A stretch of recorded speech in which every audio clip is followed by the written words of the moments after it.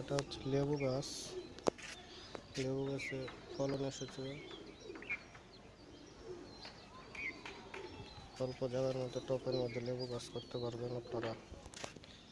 এটা হচ্ছে গোলাপ গাছ, গোলাপ গাছে কলপ দেওয়া হয়েছে, কলপ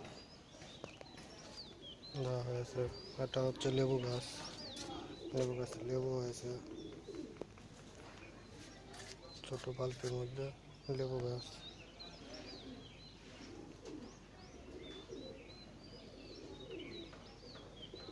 অল্প জায়গাতে আপনারা ছাদ কৃষি করতে পারবেন। আর একটা হচ্ছে আমড়া গাছ, আমড়া গাছে আমড়া হয়েছে।